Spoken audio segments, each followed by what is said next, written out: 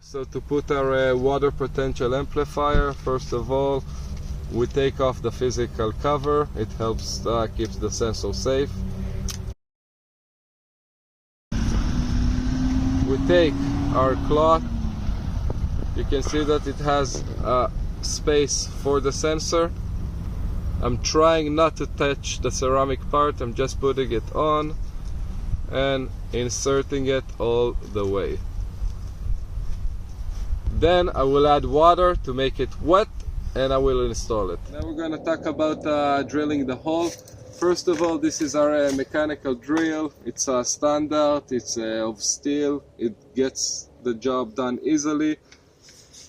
My driller here, 60 centimeters, so I can put my hand all the way down into the hole and make sure it's sitting correctly.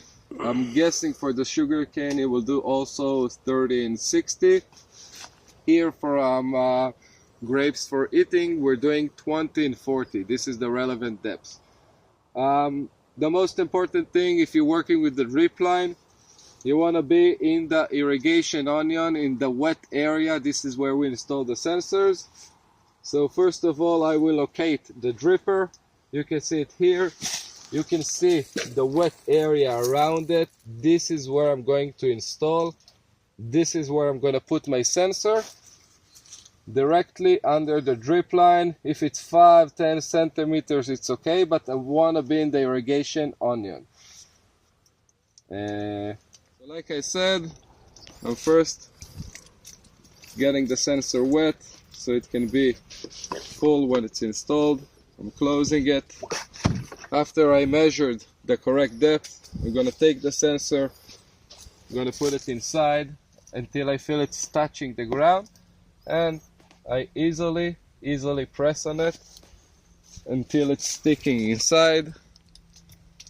Now I'm going to slowly, in the beginning, I take the clean soil with no stones and rocks and I start putting it on top of the sensor until the whole sensor part is filled with good, nice local soil. Then I will press on it a few times. If the soil is very wet, add water to close all the air gaps. So this is what I'm gonna do. Filling it up a little bit, closing it, adding a little water, and I'm gonna continue it through the whole hole.